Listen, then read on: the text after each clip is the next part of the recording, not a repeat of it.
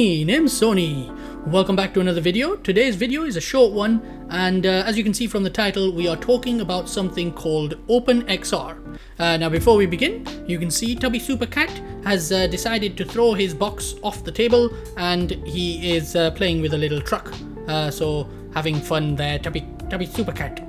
But let's get on with the topic at hand. So this is a presentation. Well, it's not really a presentation. It's more of a a talking about OpenXR and how much it frustrates me kind of video, because I'm always frustrated by something or something else all the blooming time.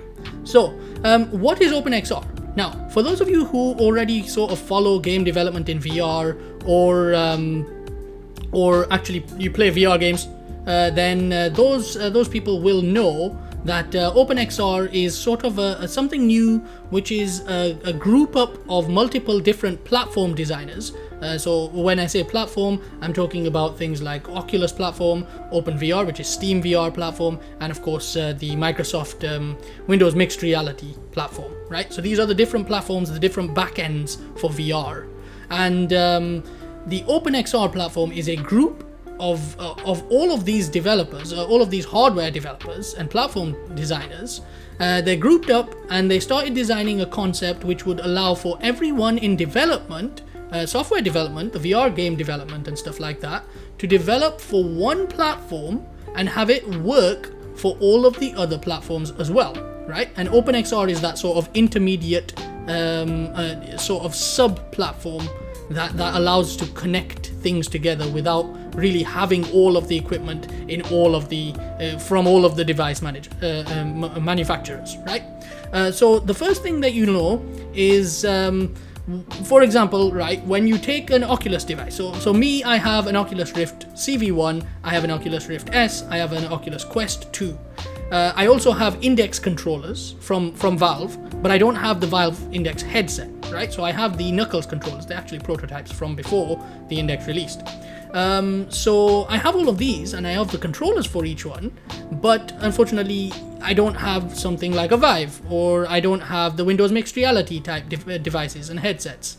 So I can't really perfectly support those when designing, for example, hand interactions, and the way that you hold those controllers might be different. So OpenXR has a solution for this. The first thing is to get all of the platforms to work together. So if I'm running a game on Oculus, and I've designed a game for Oculus using my Oculus headset and my Oculus CV1 controllers, for example, then what I would do, or what the player would do, is they would run the game on Oculus, on their Oculus platform, and then it would, the player would run the game on OpenXR, and OpenXR would pull the device tracking from whatever specific platform that player has. So whatever device they're working with, whatever platform they have. So even though I would build it on Oculus and it would run on the Oculus platform, in actuality it would be running from OpenXR, right? So when the player plays the game through OpenXR, even if they've got a Steam VR device, it will still interface with OpenXR and it would still work, right? Now, what about controllers? Well, OpenXR has a big specification document. Let's have a look at it right now. So we're going to switch over to scene number 4, and then we'll have a look at our OpenXR document. Right, so here we go. We've got OpenXR documentation. You can see how long this blooming scroll bar is. Ooh, it's blooming massive, right? We do not want to have to read this whole damn thing, but there we go. So here it is, and as you can see, they've got something which allows us to manage our controllers in an unusual manner, right? In a different manner to how we normally would. And this is by providing multiple different types of poses. And when I say pose, I'm not talking about, look at me, I'm posing. No. So what a pose is, in terms of VR at the very least, or even in terms of game dev in general, is actually a transformation. So it's sort of like a matrix. And when I say matrix, of course, I'm not talking about I'm not talking about this. I'm not talking about the matrix, right? I'm talking about a transformation matrix, right? Some math. So basically a pose allows you to have a position rotation, and scale, right? So that's a pose. It contains all three of those bits of data, or at least in the place of VR, we probably only need position and rotation, right? And that gives us the position and rotation of your controller in VR space, or in tracking space, in the game world, whatever. So what they do is they provide you with two poses. There we go. The first one being the grip pose, and this one. The first one being the grip pose, and then the second one being the aim pose, right? And you can read them here. Here you've got the grip position, and then you've got the aim position here. And what they do is they are actually positioned differently on the controller, and then us as game developers can use that data to manage or position a controller in game or position a hand in game. And this is where my sort of annoyance with it comes. This is something I've been discussing with some developers as well, and even my own colleagues at my job, right? Let's switch over to a different green screen here. And here you can see my little test build, right? So we'll move back over to this one, right? Now, what you're looking at here, let's switch those off. What you're looking at here is just the two controllers that I'm showing, right? They're both right-hand controllers. And the hand is positioned by the game developer in this case, right? So the controller comes in as tracking from the tracking system, from the platform, whatever, or OpenXR in this case. Now the left controller that I'm showing here, they're all right-hand controllers, but the one on the left here, that one is going to show you the grip pose and how that is handled. And the one on the right is going to show you the aim pose. Let's have a look. Right? So I'll switch off the hand for a moment, and that'll give you an understanding of what we're looking at here. So, does it stop the mouse when I Alt-Tab? No, that's just particle systems. Wonderful. Right, okay, so the one on the left here is the grip pose. And you can see the way that they position the grip pose. If I switch off the controller, you can see this is the pivot point. So this is the point that we get provided by tracking. And then the tube is actually the sort of shape of the controller, but that's not what's provided. What's provided is that center point in the center inside of the controller, right? So that's pretty useful. It allows you to kind of position your hand wrapped around that point, right? So if I was to switch off the controller, you can see it wraps around that point. And that cylinder is just there for visualization from me for this case, where it kind of shows you how far out the hand needs to be. Now on the right hand side here, you've got the aim pose. You can see that doesn't really work very well with hands, because I mean, how are you going to figure out where your hand should be based on that? But when you look at the controller, what that does is it's supposed to allow you as a game developer to position the controller so that it can sort of point outwards. It uses the pointer, right? And that allows you to access menus and stuff like that. So if you've used any game controller, any VR controller, you'll know that there's sort of a pointer that comes out, usually a laser pointer that comes out when you're handling things like on in-world menus, right? But there's a problem with this. And my problem with it is that both of these are kind of missing the point. As I mentioned before, the whole idea here with OpenXR is to allow game developers to develop with one device and have it work for all devices.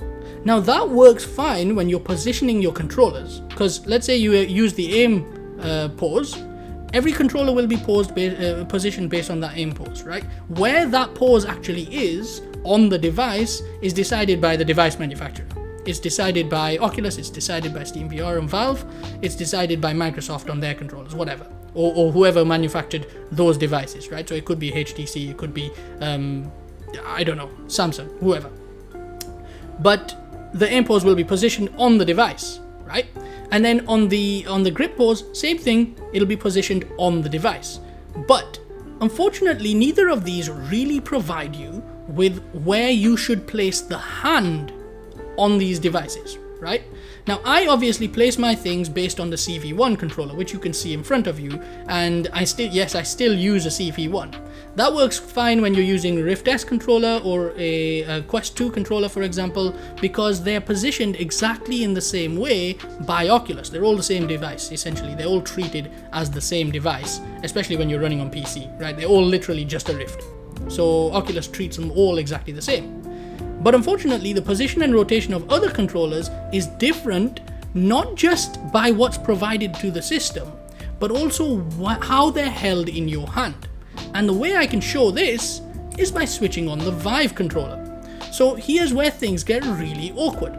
You can see here on the right hand side, the aim pose makes sense. Anyone who's used a Vive, you know that either the aim pose comes out of there, or it comes out of the bottom here, the actual head tip of the Vive controller, right? It's one or the other.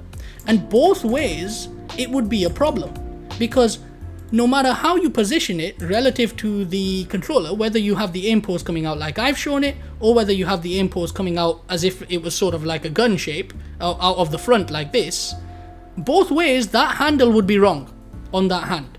So the hand would have to be positioned specifically for that controller, right? Not based on the aim pose. So that's useless.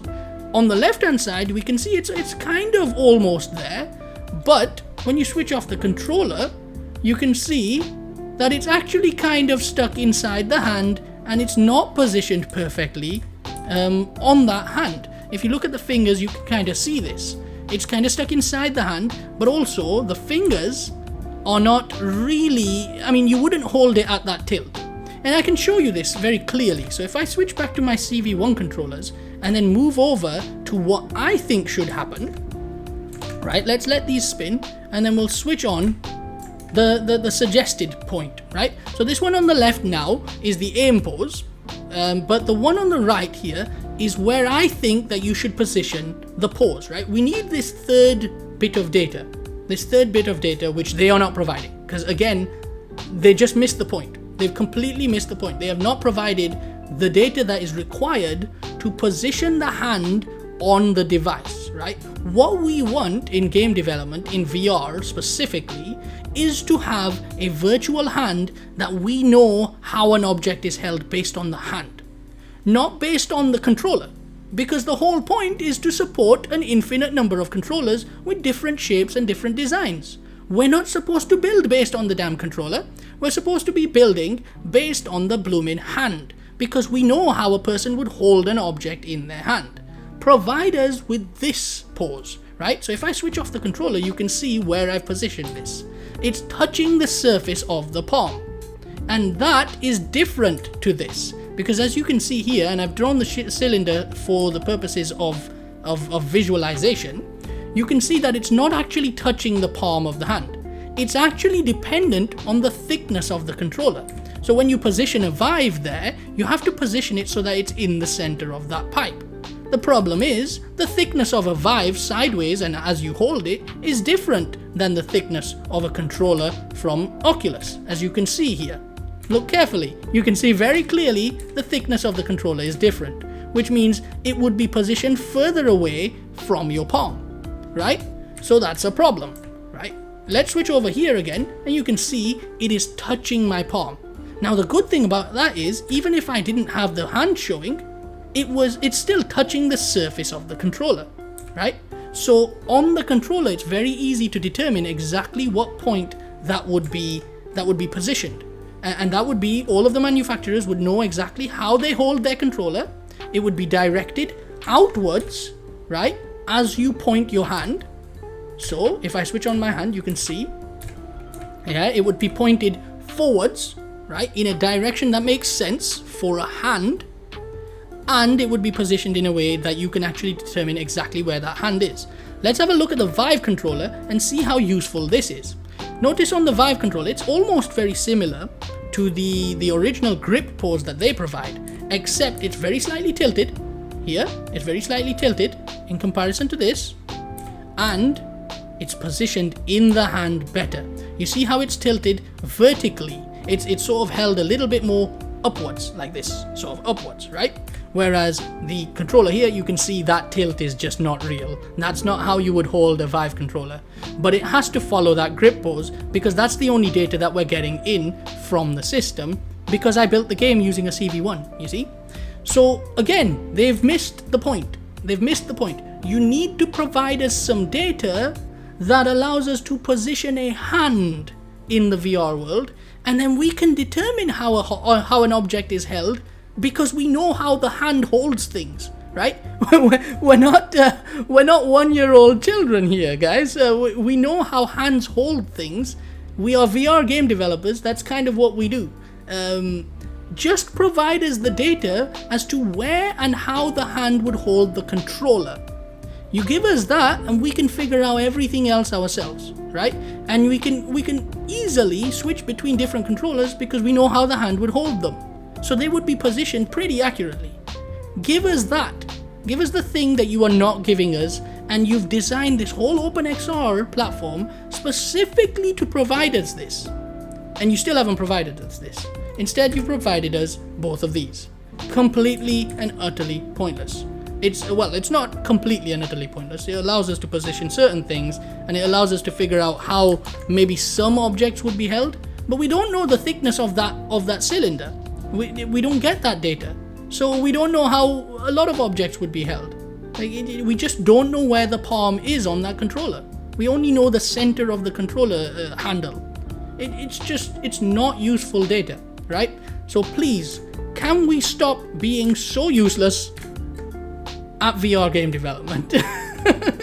Sorry, I mean, I know it sounds like I'm kind of shouting at you, but you've built the entire OpenXR platform. It's taken you years. Literally, it's taken you years, and you still missed the point. You've still missed the point. You need to provide us with the useful data, right? Actually useful data. In fact, contact us. Contact a VR game developer and say, what data do you need to pull from the tracking system to be able to make your games much better, to be able to make your software better and more accurate and more immersive, right? My systems, for example, like even what you're seeing right now, right? They are immersive because I know how to manipulate a character model so that it matches that which I'm doing in the real world, right? I can only do that if I know where that palm pose is on those controllers. Because if I don't know where the palm touches the surface of the controller, I don't know how the hand looks as it's holding the controller. I just know data about the controller, which is meaningless. It's very, very meaningless to me, right? We're not going to get immersion by constantly having floating controllers hanging around in our VR space. Anyways, thanks very much for watching this. Hopefully, some of the VR hardware developers, especially the Kronos group, who are the ones managing and building the OpenXR platform, hopefully you can get a little bit of an idea of what we really need in VR. Honestly, you need to do this because, I mean, I'm developing both as an indie developer and as a AAA developer, and OpenXR, it seems to just not have what I need, right?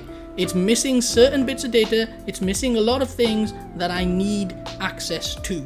And by the way, can we please have an options system of some sort, or some software, some application that gives us options and settings for OpenXR? Because it seems like there is absolutely nothing that gives us access to options other than the Windows mixed reality settings in Windows.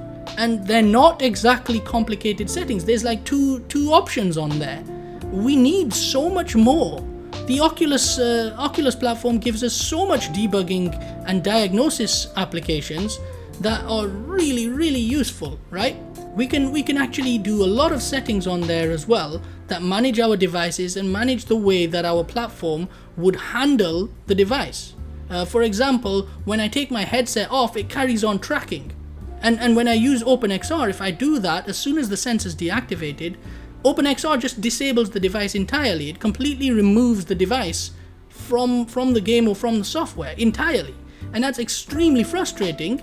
If it was just a debug or a developer option for me to be able to enable the ability to have the headset off my head and still have it track, that would be fine. But we have no options. that there are no options at all. And this is a problem, right? Thanks anyway for having a look at this video. Hopefully some of the Kronos group can have some ideas as to what we need and start looking at improving OpenXR in a way that we actually will be able to use it, because right now it's a struggle, right? It is providing us actually a more, it's more of the same stuff but done slightly differently, and that's just not good enough. We haven't got anything new coming from this. It's still a bit of a struggle to work with. Thanks anyway for watching. Hopefully we'll be able to get some extras going on with OpenXR. Hopefully we'll be able to get some upgrades, and hopefully in the next video where I'm using the VTube's area, scene, we'll have some advanced tubby options as well. He'll be able to run around. He's actually already able to run around, but I'm not going to press spacebar because he doesn't animate properly. But that's just my debug and testing for now. And there we go, really. So thanks anyway for watching. I shall see you in the next video coming on the end of the week. Goodbye.